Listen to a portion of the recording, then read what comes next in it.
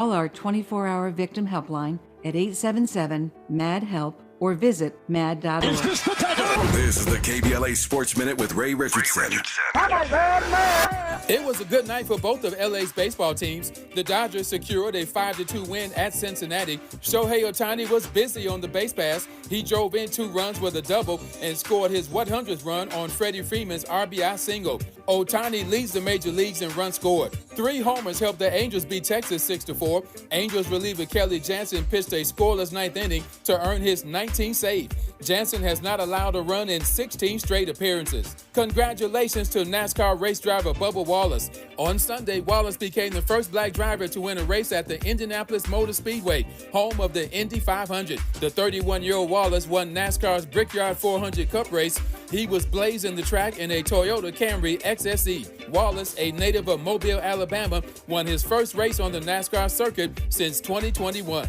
No debates, no speculation, just the info you need. That's your KBLA Sports Minute. I'm Ray Richardson on KBLA Talk 1580.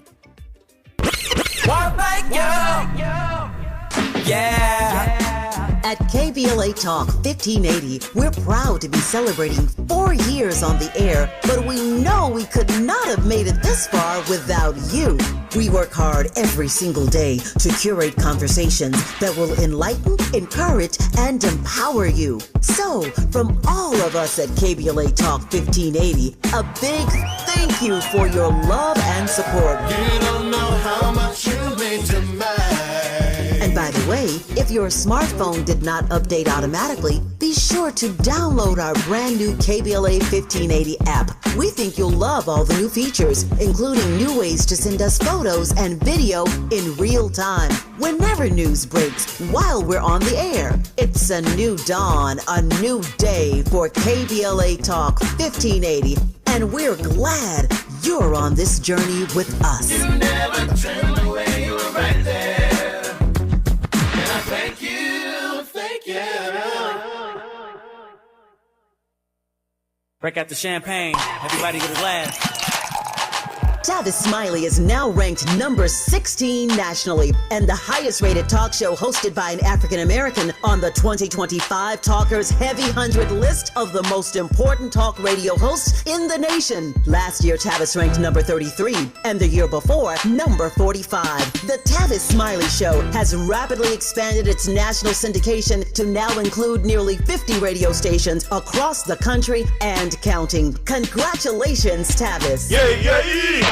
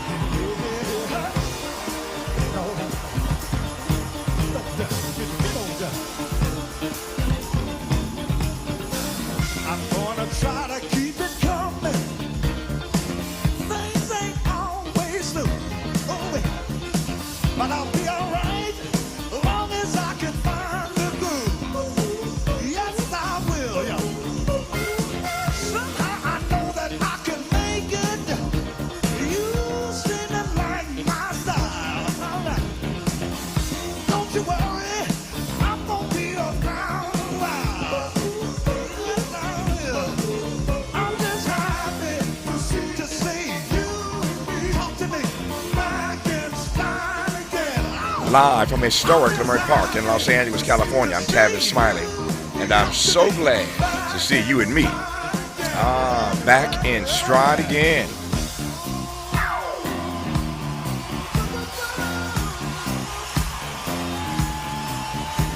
Before we get started with today's show, let me invite you to follow me on Facebook and Instagram at The Real Tavis Smiley and get updates on X, that's formerly Twitter, at Tavis Smiley. By the way, should you miss any part of today's program or want to catch up on previous shows, you can always visit thetavisSmileyShow.com. That's thetavisSmileyShow.com or wherever you get your podcast and listen to the Tavis Smiley podcast version of this live program at your leisure. Another great show on tap for you today in our second hour conversation with Dexter Hall of the Providence Foundation about the impact of Donald Trump's recent executive order on homelessness. These executive orders are killing me. and this one criminalizes those who suffer from poverty, mental illness, and addiction. In our third hour, two conversations. Up first, Royal Coupe, founder of Unique Studios, takes us inside Iyanu, the #1 series on the Cartoon Network. We'll talk about his appearance over the weekend in San Diego at Comic-Con. On the B side of our three, more on Comic-Con and all the black artists who appeared this year. Queen Latifah was there introducing George Lucas. A lot of big names, a lot of big black names at Comic-Con this weekend. We'll speak with Tiana Watts, creator of Black in Culture, on the backside of our three. But in this first hour, let's talk politics with Dedrick Asante-Muhammad, CEO of the Joint Center for Political and Economic Studies. Dedrick, how are you, sir?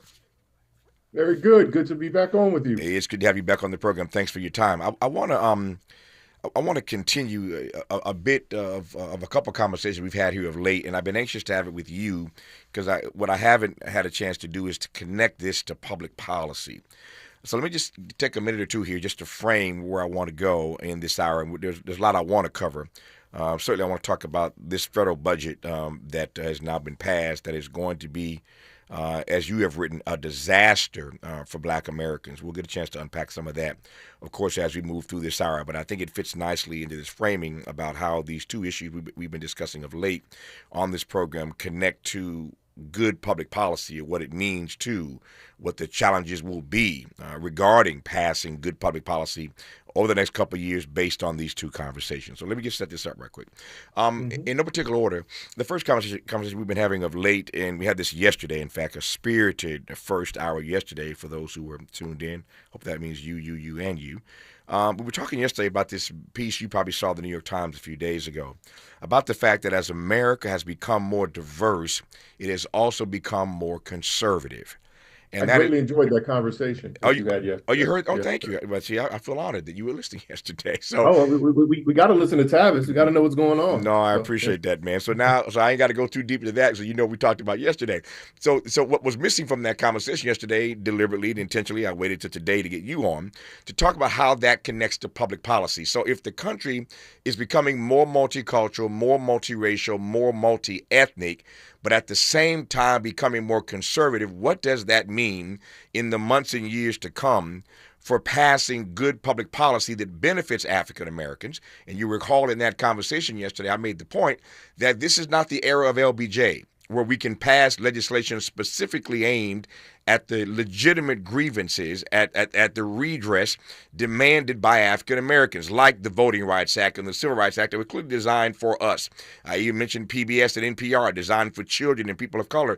We're in this era now where, as Obama would say repeatedly, I am not the president of black America, I'm the president of all America. So if a black president can't address your concerns specifically and uniquely, they got to be couched in some broader frame, then maybe we're past the moment where black people will ever have their remedies addressed specifically. So put a pin in that for a second. That's the one conversation. You heard that yesterday, and I'm grateful that you did.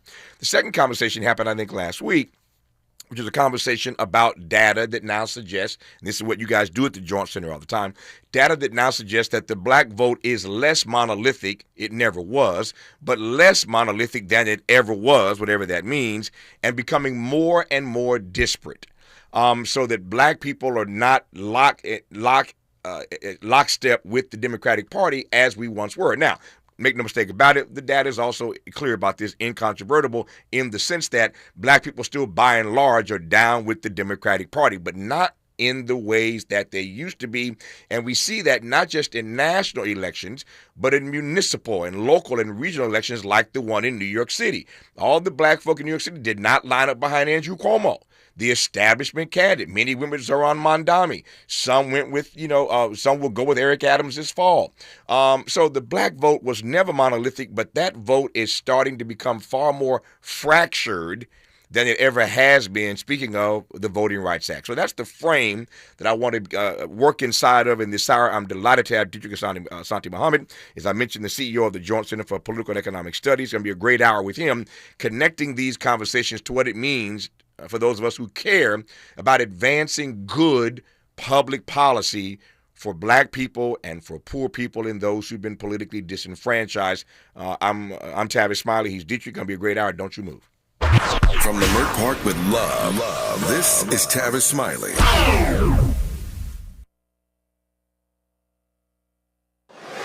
Give people what they want. At KBLA Talk 1580, we aim to foster enlightening, sustainable, restorative dialogue, and we welcome unapologetically progressive viewpoints that empower fellow citizens. We are now accepting submissions for KBLA Talk 1580 guest editorials like this one. For the KBLA Talk 1580 guest editorial, I'm Martin Gordon, chair of the Pasadena Community Coalition. Recently, I listened to a Tavis Smiley show conversation with James Farr. James said something that caught me off guard. Black out the Dina is gone. My community is being murdered. I said murdered. All you have to do is go to our website homepage at KBLA1580.com and click on the icon that says KBLA Guest Editorials to learn more about our editorial standards and content submission guidelines. As long as the topic aligns with our mission, we are happy to review your submission and consider it for broadcast. We can't make any promises, but we want to amplify progressive perspectives that are community-focused and solution-oriented. So, go to KBLA1580.com right now to download all the information you need about our guest editorials. At KBLA Talk 1580, we've got your black. Make a move into a home of your own. With City National Bank's Ladder Up Home Loan Grant, you could receive up to $20,000 that you never need to pay back. Use it toward your down payment, save on closing costs, or to buy down your mortgage rate. Find out more at cnb.com/ladderuphome. City National, here for every stage of the journey. Property must be in a qualifying market in California, New York, or New Jersey. Additional terms and conditions apply. Not all applicants will qualify. Terms are subject to change without notice. City National Bank is an equal housing lender. Member FDIC. NMLS number 536994. Do Crohn's disease or ulcerative colitis symptoms keep coming back?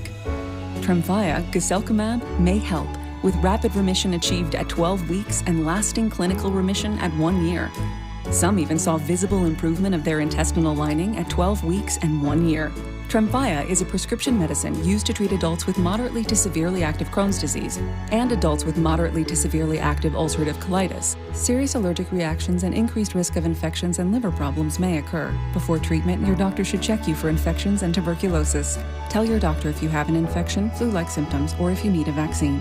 Healing is possible with Tremfya. Approximately 3 out of 10 patients were in endoscopic remission at 1 year, based on areas visualized on colonoscopy, which may not represent the deeper bowel layer or entire GI tract. Individual results may vary. Ask your doctor about Tremfya today. Call 1-800-526-7736 to learn more or visit tremfyaradio.com. Paul's new drone startup just lost its most genius computer scientist. We just lost our best genius to some new genius who's got a genius new idea.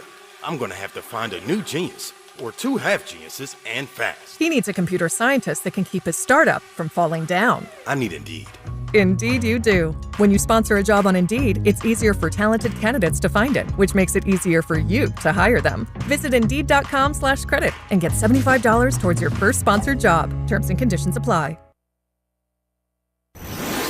Let's get back to more of this rich dialogue with Tavis Smiley.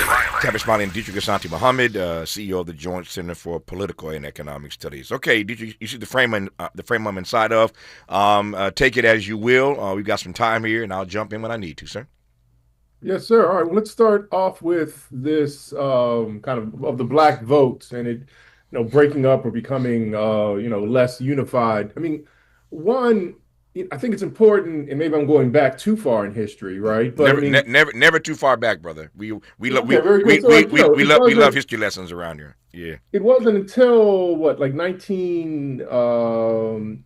until the election of Roosevelt that was kind of the beginning of the change of blacks from Republican to Democrat, right? Mm-hmm. And even I believe in 1952, Eisenhower had 30% of the black vote. So just noting that the idea that the black vote was always 95% one party, that hasn't been true, right? Now, over the last, I think, 40, 50 years, we've been at a space where blacks, at the high end might be, 90% in one party, but it wasn't irregular throughout the 90s and 2000s for blacks to be double digit supporting Republicans. And I think, Trump got around 16% of the black vote. So which is, relatively high. I think Mhm. it was not back since Gerald Ford in '76 that we've had that level, but it's not unprecedented. So I just feel like some of the conversation around the black vote, like there's been a super radical shift that's unprecedented,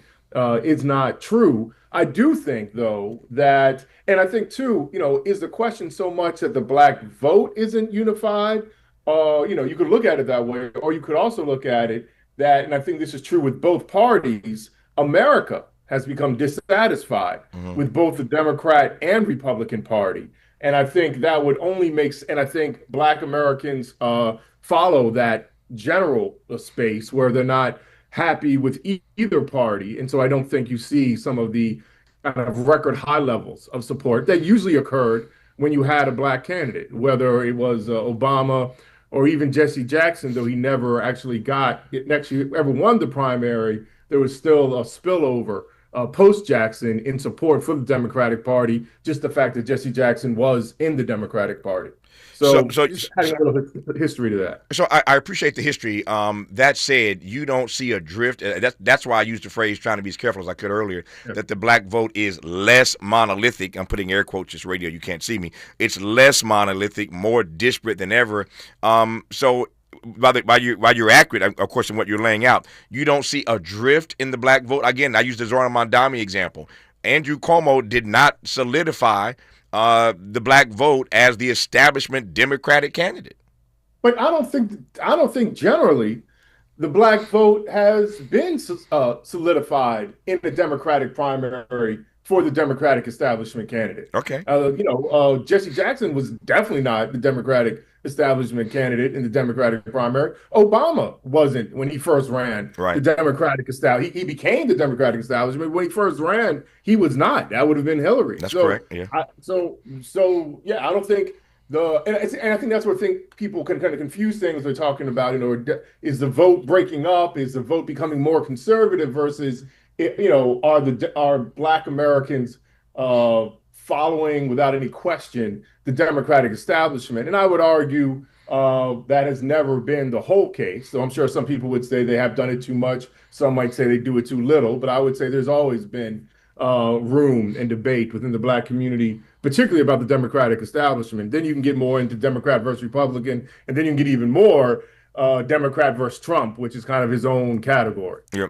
So then how do you read that second issue, that non-white voters are, in fact, now this is not debatable, that non-white voters are, in fact, drifting away from the Democratic Party and have been for some time now? And by non-white, I'm including black people in that, obviously. Yeah. I mean, again, I approach it Asian Americans and Arab Americans, I believe 20 years ago, used to be majority Republican. That has shifted, I think, over the last 20 years as there's been more outright xenophobia in the Republican Party. And so you've had much stronger attraction with Asian Americans and some other groups to the Democratic Party. I think with Latinos, we have seen a significant shift to being more open to the Republican Party. I think that's true. And with Black people, I don't think there's been that, radical shift from Democrat to Republican. So I think, and I think even the whole discussion yesterday about having a more multiracial, multi-ethnic society and society becoming more conservative. And then this idea that, that these communities you thought would pull things more progressive, but it isn't. But I think what is happening is you have a more multiracial, multi-ethnic America. You are having a more reactionary white America. When blacks don't just come into the party and there's no effect. When blacks are coming into the Democratic Party, whites are leaving. And so so I think that explains a little bit more kind of where we are now. I wouldn't even say that this is the most conservative reactionary time in my lifetime. I would still give that to the Reagan years as the most conservative reactionary time. So I have quibbles with some of those general pronouncements. You said two things that I want to respond to right quick. One is when you mentioned that black folk come in and white folk are leaving. I'm like, are you talking about cities or parties? It all works. It's all the same. It's all the same. Because that is a classic definition of gentrification, is it not? The Negroes come in, the white folk move out. It's not just true of parties. It apparently is true of cities as well. I digress in that regard. The second thing is, and I'm surprised to you say this, I want to hear you unpack this. I have been arguing of late that Trump has moved past Reagan. The Trump era has moved past Reagan in terms of reactionary politics. I heard you say different. Tell me why. Reagan was immediately following, one of the more progressive eras in the 20th century, right? Where where we had actual civil rights legislation, dealing with issues, of the attack against Black people, but even more broadly on women's issues, on a whole host of issues. And there was still this belief in government and liberalism, meaning this idea that government could help repair, wrongs, inequalities. And Reagan was doing a radical turn against that.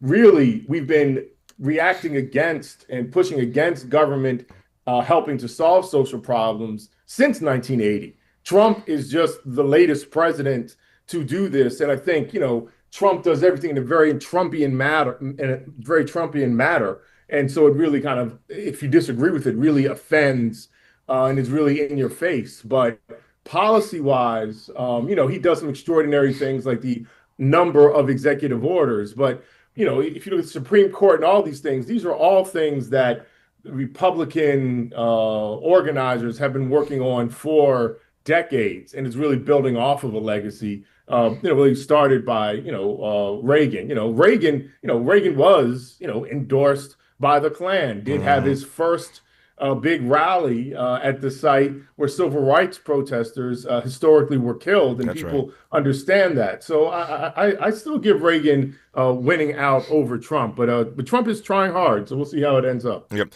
So before I get too far afield, because there are a couple of things you said I want to follow up on before I do that, though. So the initial question was, if given this frame that we're inside of in this hour, that the black vote is becoming less monolithic or more disparate, depending on how one reads that, and that as America is becoming more diverse, non-white voters are drifting more into the conservative realm politically. How do those two issues affect the process of getting good public policy passed in the years to come? Because if both of those things are true, then we're now back to that question I raised earlier about how the issues, the legitimate grievances of black folk in particular, ever get addressed inside of that kind of frame. Does that make sense as a question? Yeah. But I also just want to note, though, even if there is some greater difference happening in the black vote, which, still get into, it still is the most unified vote. No question. Right. And that's important for people to realize. People will go from back and forth saying blacks can't agree on anything. But then if you look, blacks actually are more unified in their political movement than almost any other group. Right. So we need to be able to acknowledge, some of that positive, what could be considered positive, or some of that unit in that. In getting good policy, and getting good policy put forward, I do still I think the difference I would make is the idea of kind of most conservative time versus a populist time. And I would say it's more of an anti-establishment populist time that the Republican Party, through no choice of their own, has had to embrace because Trump, their populist figure, took over the party, while the Democrats have not allowed populist forces, which I think in most recent time would be probably the Bernie Sanders contingency, to take over the party. So I say the America's movement, toward Trump is more of an embrace of populism, anti-establishment, than an embrace of conservatism, which is what I think Ronald Reagan was much more of an embrace of conservative ideals. No, I received that distinction. It's a good one. Here's what this moment reminds me of. Dedrick, you've been around a long enough time to recall this. There was a few decades ago, a pretty robust debate about the census form. Now, it is true that every 10 years they adjust the census form, but you recall, 20, 30 years ago, we had this huge debate in Black America about what it meant for them to be offering more choices on the census form, and for Black folk in particular to be watering down, I'm putting that in air quotes again, watering down their answers when it comes to their identity. And that conversation was so robust and so significant and crucial because, as we all know, the resources flow to cities. Speaking of cities, the resources flow or don't flow based on what the census data tell us. So that if Black people start watering down their responses on the census forms about their identity as African American, because you're trying to honor every part of your legacy, but you start checking this box and this box and this box, now we have a lesser total number of African Americans in these municipalities across the country.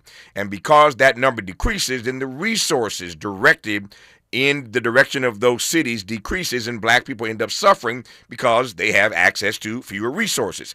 That's what this conversation sort of reminds me of, that I'm wondering whether or not these two issues that we've raised in this frame in this hour are going to ultimately have the impact long term that census conversation brought to the fore, where we end up losing out on resources and good public policy, if that makes sense.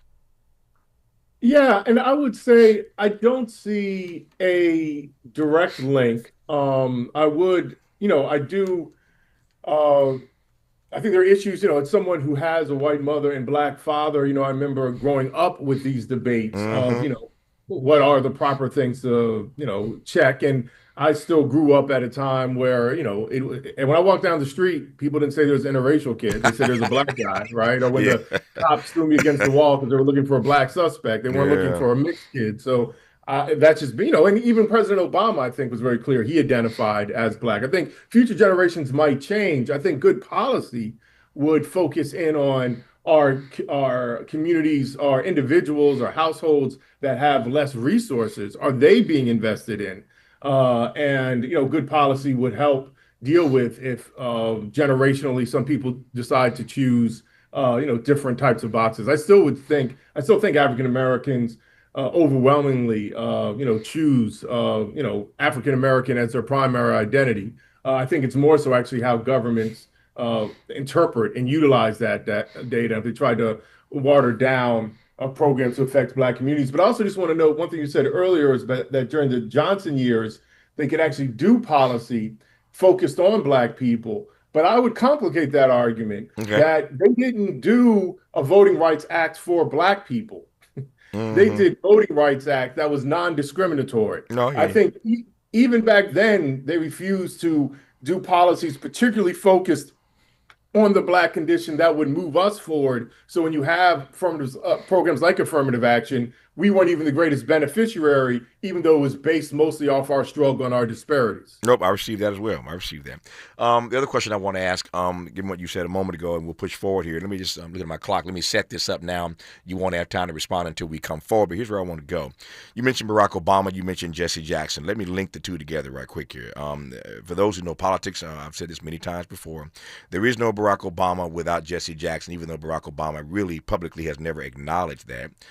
There is no Obama without Jesse Jackson. Why? Because when Jesse ran in 84 and 88, he fought to change the winner-take-all process inside Democratic primaries to proportional voting. Instead of winner-take-all, you take what you got. You take what you kill. If the process had remained winner take all, Barack Obama would never have been the nominee. Hillary would have been, and you wouldn't have had the first Black president that we celebrate 15 years later after his election. So Jesse fights to change the rule from winner take all to proportional voting. That opens the door for Obama to be elected in the race against Hillary Clinton. So there is no Obama if Jesse doesn't come first in 84 and 88 and fight to change those rules inside Democratic primaries, the Democratic Party. That's one thing. But the second thing that comes to mind as Dedrick is talking this hour is how it is and why it is that Jesse Jackson is the last Black person I know at the national level to have significant Black coattails. Speaking of public policy, it takes Black people in place oftentimes to get good public policy geared toward us passed. think the CBC and the struggles they have, but think the black folk in the Maryland legislature and the black folk in the Mississippi legislature. It takes black people being there to get good public policy passed. Oftentimes it matters to us. But no black politician since Jesse Jackson has ever had coattails. Whatever you think about Barack Obama, he had no black coattails. You can't point to a bunch of black folk who got elected because of Barack Obama.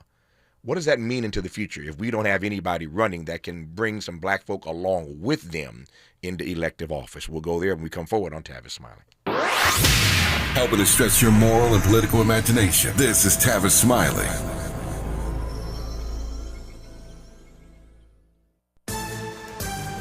In New York, Police Commissioner Jessica Tisch says a fallen officer is a hero. 36-year-old Didarul Islam, father of two, expecting a third, was killed in a Midtown mass shooting yesterday. He was doing the job that we asked him to do. He put himself in harm's way. He made the ultimate sacrifice, shot in cold blood. 4 others also died. Football legend Deion Sanders says he had bladder cancer and underwent surgery earlier this year. Now cancer-free, the Colorado coach says fans may spot a portable toilet on the sidelines, and he hopes to inspire others facing similar battles. And Beyonce's Cowboy Carter tour is now the highest-grossing country tour ever. Billboard says the 32-show run earned over $407 million, with 1.6 million tickets sold. It wrapped in Vegas, topping tours by Morgan Wallen and Zach Bryan. Get BIN News now on demand 24/7 on the iHeartRadio app. Here's more with Terry McCready. For victims of drunk and drug driving, our grief is unique. But you are not alone. You always have a place at MAD. Call our 24-hour victim helpline at 877-MAD-HELP or visit mad.org. This is the KBLA Sports Minute with Ray Richardson. It was a good night for both of LA's baseball teams. The Dodgers secured a 5-2 win at Cincinnati. Shohei Ohtani was busy on the base pass. He drove in 2 runs with a double and scored his 100th run on Freddie Freeman's RBI single. Ohtani leads the major leagues in runs scored. 3 homers helped the Angels beat Texas 6-4. Angels reliever Kelly Jansen pitched a scoreless 9th inning to earn his 19th save.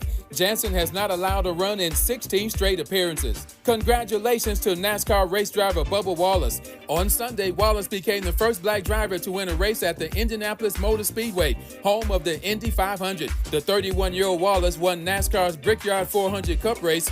He was blazing the track in a Toyota Camry XSE. Wallace, a native of Mobile, Alabama, won his first race on the NASCAR circuit since 2021.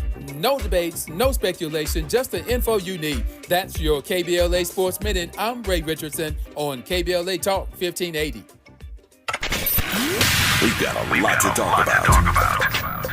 Hi, I'm Zoe Williams, a.k.a. the Voice of Reason, encouraging you to join me weekdays from 7 to 9 p.m. for the world's most intriguing relationship radio roundtable. Every night, I facilitate and encourage our loyal listeners to participate in the most engaging relationship discussions you'll hear anywhere. So make it a point to rendezvous with me, Zoe Williams, the Voice of Reason, Monday through Friday, 7 to 9 p.m. Pacific Standard Time. Trust me, your relationships will never be the same.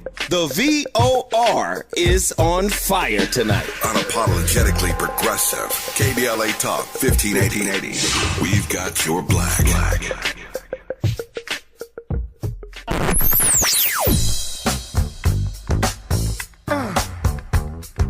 This is KBLA Talk 1580. Talk radio. That's music to your ears. We're unapologetically progressive. KBLA Talk 1580. Right now, there are young people across the world facing a tough choice: continue their dream of education or drop out to help their family put food on the table. You can help change their future in a single moment. See how far your support can go at unbound.org. Paid for by government.com. Did you know the United States Mint has issued a new Morgan silver dollar coin in proof condition for the first time? Not only that, they are also minted in 99.9% pure silver for the first time ever in history. Coin experts are calling this an amazing opportunity for anyone that knows the enduring popularity of Morgans. But you you must hurry. Only 400,000 of these legal tender silver dollars were issued. These first ever Morgan silver dollars are brand new with stunning mirror-like finish, minted by the iconic San Francisco Mint. Call now and you're guaranteed a new first ever 99.9% pure silver proof Morgan dollar. To learn more, call 1-800-973-9717. If you order now, you will receive a free coin collector bonus pack, a $25 value, free with every order. Call 1-800-973-9717 now to secure your new Morgan silver dollars before they are gone. That's 1-800-973-9717.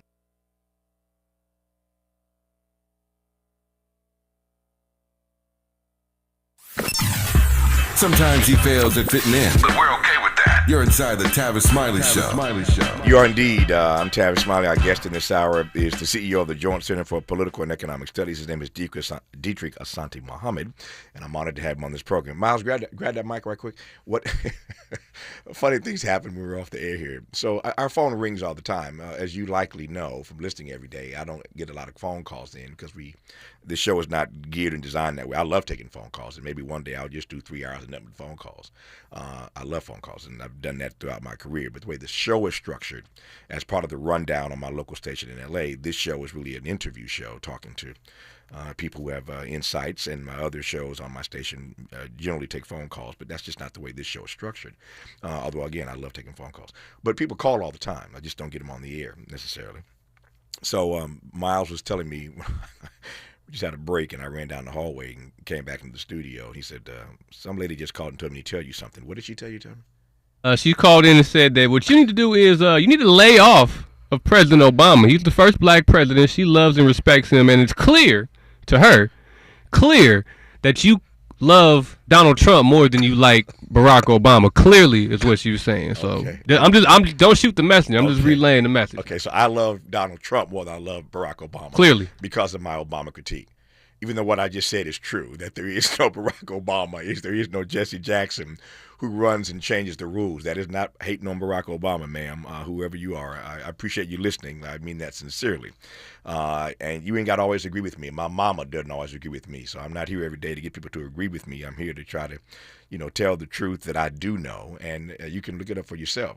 If they don't change the rules from winner take all to proportional voting, Barack Obama doesn't have a path to victory. Hillary would have won that primary if it were still winner take all. Those are facts. That's not hating on Barack Obama. Again, I'm grateful that you listen, but I want you to understand that my role here every day is to sort of speak truth to power. And if you ever believe that I like Donald Trump more than I like Barack Obama, then put down the crack pipe. That's just not true. I say all the time, I voted for Barack Obama twice, just like everybody else I know. If you really believe, you follow my career, and you really believe that I voted for Mitt Romney and Paul Ryan over Barack Obama, then something's wrong with you. If you think I voted for John McCain and Sarah Palin over Barack Obama and Joe Biden, something is wrong with you. I think any person who has good sense knows that makes no sense inside the frame that I operate, but I'll leave that alone. So anyway, we get interesting phone calls here, and every now and then it's kind of fun to let you know what they say. Again, our guest is Dedrick Asante-Muhammad, CEO of the Joint Center for Political and Economic Studies. So the question I asked a moment ago, the caller notwithstanding, is based on some facts that I find interesting. Why is it that no national leader, no national candidate since Jesse Jackson in the 80s has had the kind of coattails that bring other black folk into office? Again, I'm connecting all this, as I always do with Dedrick, to public policies, not just a political conversation. It's about how we get good public policy passed for black people. Because what Donald Trump just passed, what Republicans just passed with this big, beautiful bill, as they called it, is going to be a disaster for black people. We'll get to that. And Dedrick has written a powerful piece about that. That's why I'm focusing this conversation on what it means to get good public policy advanced in the years to come that's going to undo what Donald Trump has just done, that we're going to be feeling the pain of for years to come. So it seems to me that we need perhaps more black people in office who can help advance good public policy, but nobody's had coattails the way Jesse Jackson did in the 80s. How do you read that, Dedrick? Well, Jesse Jackson ran a progressive populist campaign in 1984 and 1988. It was historic. It changed American elections. It changed black participation in American elections, but he did not win. And part of the populist campaign was doing outreach to communities that historically haven't voted. And he built this rainbow coalition idea that he borrowed from, black radicals of the 60s, but bringing together different communities who usually weren't part of the electorate into the electorate. And he came in, second place in 1988. President Obama didn't run that type of campaign. He ran a campaign focused on getting himself in office and focused on, the voters who are, usually out there voting. And so when you do that, you're limiting your ability to bring out votes for other issues or for other candidates. And I think, I think that is a space where Trump has built a electorate that's all about him, and he has decided to use it for other elections.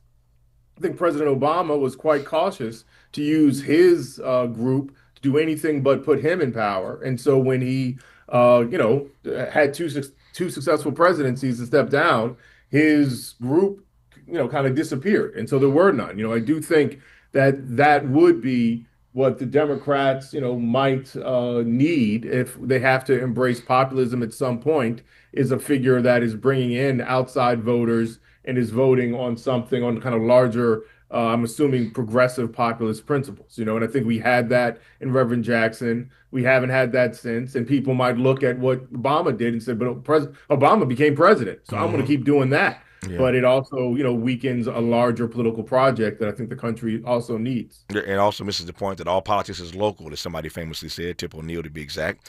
And so the president's nice, but things that really impact our lives every day are at the local level, and it doesn't hurt to have somebody running on the national ticket who has the kind of coattails that sweeps in other black folk into office in states all across the country. I digress. Just on that point, I think that does show, too, the power of the Reagan presidency or the Trump presidency. Is they really led a movement that then was, had people elected at all levels, That's right. State, local, that then really allowed for their political ideals to be implemented. And if you don't do that, then you can have a President Obama, but if Congress isn't Democrat, if your state legislator isn't such, then it's very limited, the policy impact you can have. Let me take it a step further. As you're talking, I'm thinking about this. The person doesn't have to be black either, frankly. I mean, Jesse did it because Jesse's Jesse. But if you had a really popular progressive candidate, they could do the same thing depending on the kind of campaign they run. Bernie Sanders wasn't that person. Bernie couldn't even tap into the black vote, as we discussed on this program last week.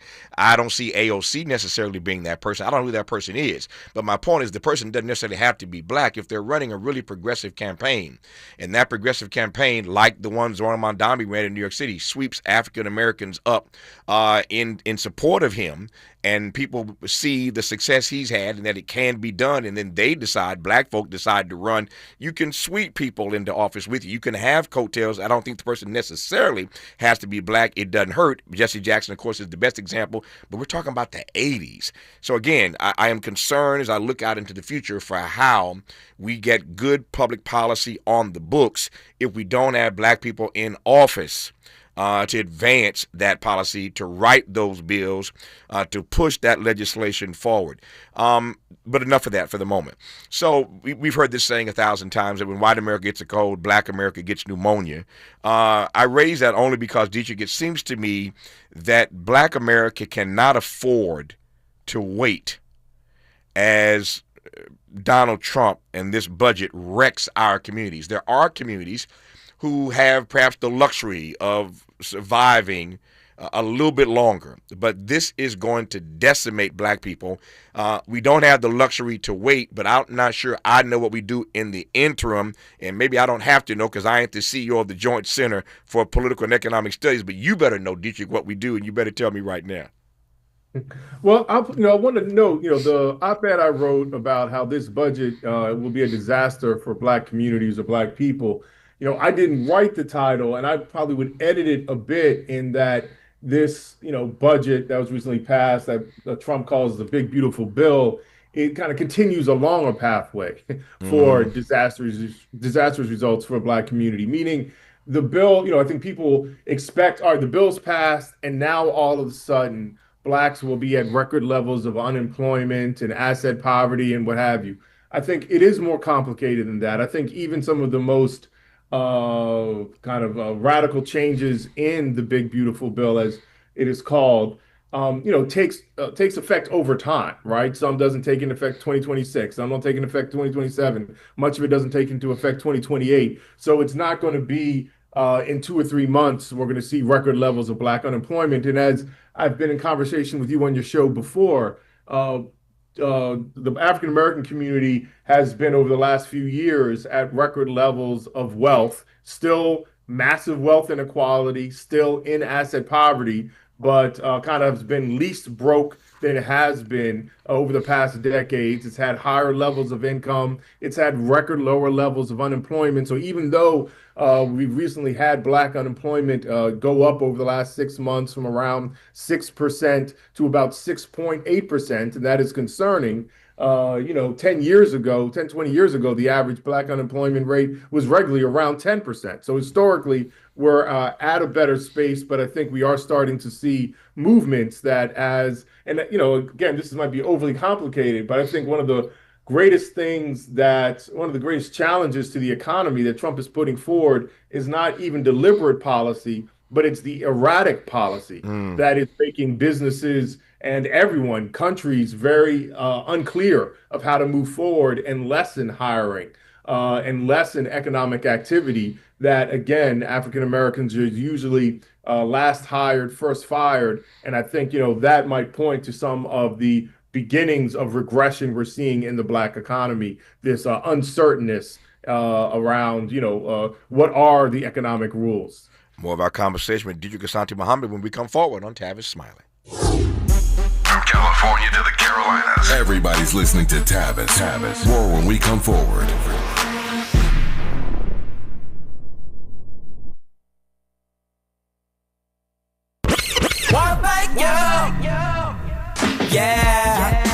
At KBLA Talk 1580, we're proud to be celebrating 4 years on the air, but we know we could not have made it this far without you. We work hard every single day to curate conversations that will enlighten, encourage, and empower you. So, from all of us at KBLA Talk 1580, a big thank you for your love and support. You don't know how much you mean to me. And by the way, if your smartphone did not update automatically, be sure to download our brand new KBLA 1580 app. We think you'll love all the new features, including new ways to send us photos and video in real time, whenever news breaks, while we're on the air. It's a new dawn, a new day for KBLA Talk 1580, and we're glad you're on this journey with us. You never turned away, you were right there. Thank you. We asked seniors how to prevent Medicare scams. My best advice, if you get a phone call, do not talk to the person. These people are well trained. Don't talk to them. They don't know me. They're just trying to scam me. Don't be fooled. Hang up. Just hang up. Never give out your Medicare number. They're going to get your number to put in a false claim. If I get a call from someone, I don't pick up the phone. And should I pick up the phone and they ask for information, then I hang up. How do you detect Medicare fraud? Just like I check my credit card statements, I check my Medicare statements monthly. Scammers can get a hold of your number, order medical devices through your account, and you're not even going to know about it if you don't look at your statement. Check your statement every month. If you get your statement and you see something that you know you did not have done, you report it. Call your senior Medicare Patrol.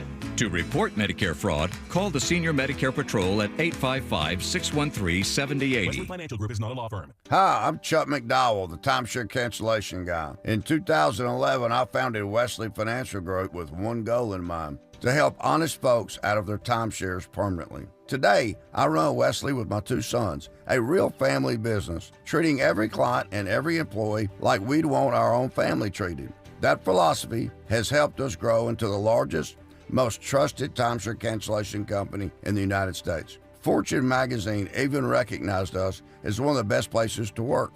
Why?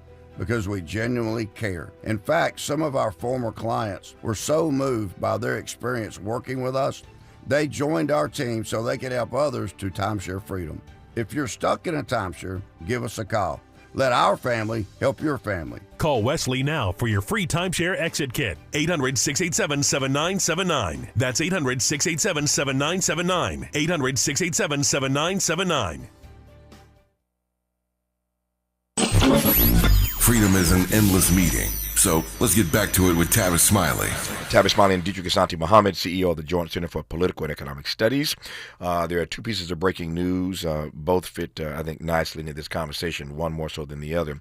But the first bit of breaking news at this hour is that the Prime Minister of Britain, we sort of teed this up yesterday, but it is now official. The Prime Minister of Britain has announced that the UK will recognize Palestinian statehood in September, barring an Israel-Hamas ceasefire between now and then, which is a little strange.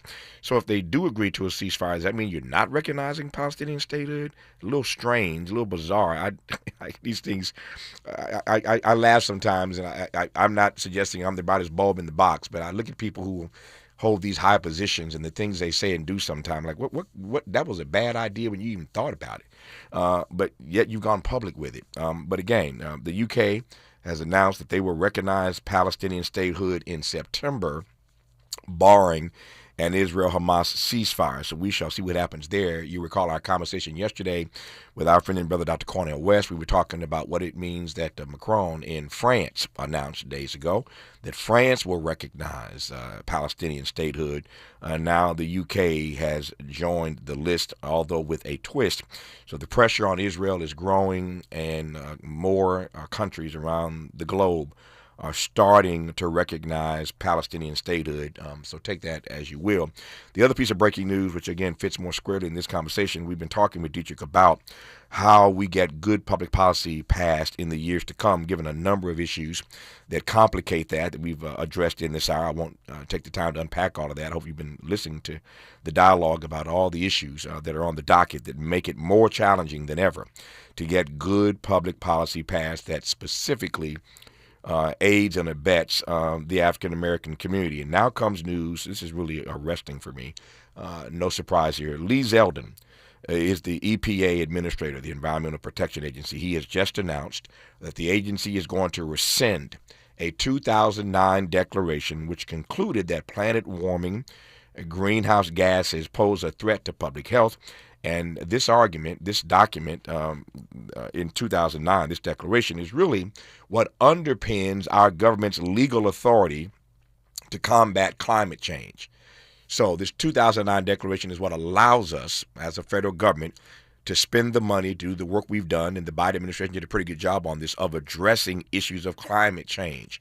They are now going to rescind that 2009 declaration, which means that they are revoking, the Trump team is now revoking the legal basis for addressing climate change, which means they are looking the other way, and for the next 3 years, they're going to do anything and everything they can to avoid addressing issues of climate. Why does that matter? You know why it matters. I've been talking about this for the last year and a half on this program, because the people that are most victimized by these climate catastrophes, these climate maladies, look like you and me. We are the disproportionate victims. And so now that they put their heads in the sand and act like it doesn't exist, and they do away with the declaration that gives them the legal basis to actually do something about it, who do you think is going to continue suffering most as they act like these realities don't exist, when we can look around and see the evidence every day of the ways in which we are being impacted by climate? See, that's what I mean, and that's why this conversation matters with Dedrick about how we get good public policy passed in the future up against this kind of nonsense. I'll give Dedrick the last word when we come forward on Tavis Smiley. This is getting good. Yeah, man. Tavis Smiley continues when we come forward.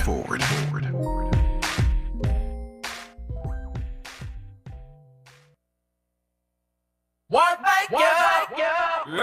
Yeah. The California Crusader newspaper would like to thank all of our subscribers for their support throughout the years, proudly serving the South Los Angeles and South Bay areas for more than 40 years. The California Crusader is a multicultural, black-owned, adjudicated newspaper that focuses on providing newsworthy information to the people in our community.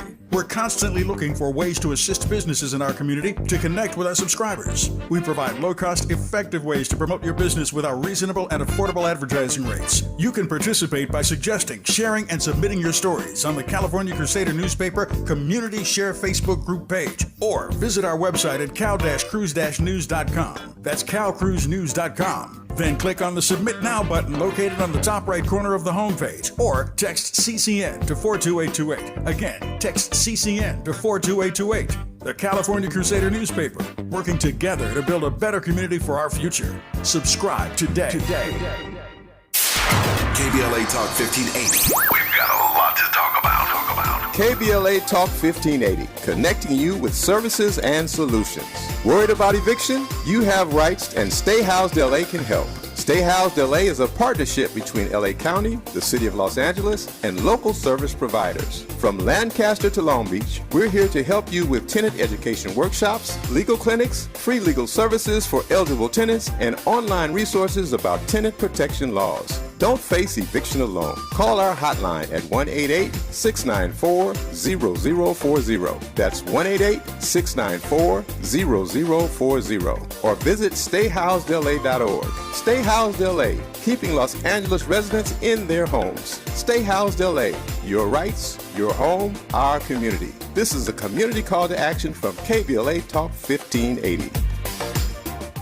If you're like me, 60 and retired, making ends meet, especially here at the supermarket and drugstore, is tough. I'm so blessed to have found benefitscheckup.org. It's a free and confidential website from the National Council on Aging that connected me to $1,200 a year in programs that help pay for food, medicine, utilities, and more. Maybe it can help you. benefitscheckup.org. You know where you want to go in life, and City National Bank can help. City National knows the dedication it takes to build your vision for the future into a reality, and our team is here for you. We have a wide range of options to help, from personal savings accounts to interest-bearing money market savings accounts and more, all designed to help you get where you want to go. City National, here for every stage of the journey. Learn more at cnb.com. City National Bank is a subsidiary of Royal Bank of Canada, member FDIC. Sometimes he fails at fitting in, but we're okay with that. You're inside the Tavis Smiley Show. We all know that Black Lives Matter, and I want to just add to that list that Black think tanks matter. Black think tanks matter, which is why I so respect the work, as I have for decades now, of the Joint Center for Political and Economic Studies, given the work that they do about the ways in which we need to be taking seriously data which speaks to the condition of the crisis condition of Black America in many respects, and how we need to be advancing good public policy to address those concerns. I always celebrate Dedrick Asante-Muhammad and the work that he does as the CEO of this brilliant Black think tank called the Joint Center for Political and Economic Studies. And that last piece of news that they're going to act like climate change doesn't exist while we are the ones most affected, Dedrick, just underscores what this conversation has been all about. I've got 90 seconds for you to close however you choose to, sir. And so I'll first build off of, Black think tanks matter, Black institutions matter, Black organizations matter, and relating to our conversation in the past about what it takes to get forth good policy. You don't have to be Black in order to get Black vote, as you've seen over and over again, but you do have to engage Black institutions. You do have to engage Black organizations if you want a strong Black vote. And I think, we were talking about Bernie Sanders before. Bernie Sanders politically was more in line with the Jesse Jackson policies, but he did not have that type of engagement with the Black communities, while Biden, who might have been more conservative, did have actually a lot of engagement with traditional civil rights organizations throughout his decades-year career. So whatever new official's going to come forward is going to have to engage in Black, Latino organizations and communities if they want to get out that vote. I think, too, the point you highlighted about moving away from recognizing climate change, it reminds me of Ronald Reagan taking down the solar panels after that Jimmy Carter had put up. And that is going to be what will be the disaster for Black America, is the deregulation of, not dealing with these issues like climate change, which Blacks will suffer the greatest price. Deregulation around cryptocurrency and how that changes, and not having regulation that'll ensure that all communities are put forth. Artificial intelligence, concentrating wealth. These are the things that won't make Blacks have a mass unemployment next year, though AI actually might have a pretty dramatic effect on employment over the next 5 to 10 years. But these are the things we have to work.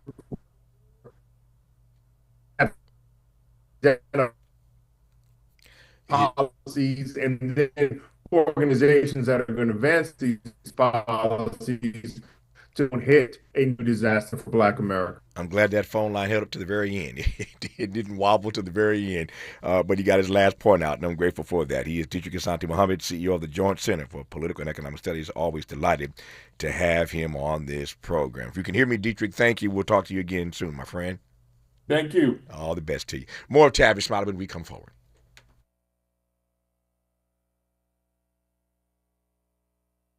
KBLA 1580 Santa Monica.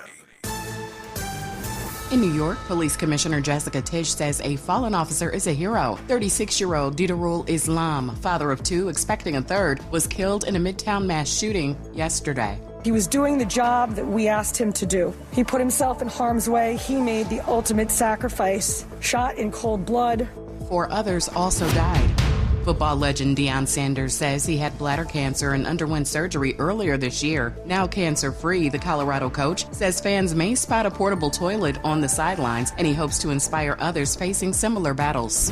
And Beyonce's Cowboy Carter Tour is now the highest-grossing country tour ever. Billboard says the 32-show run earned over $407 million, with 1.6 million tickets sold. It wrapped in Vegas, topping tours by Morgan Wallen and Zach Bryan. Get BIN News now on demand 24/7.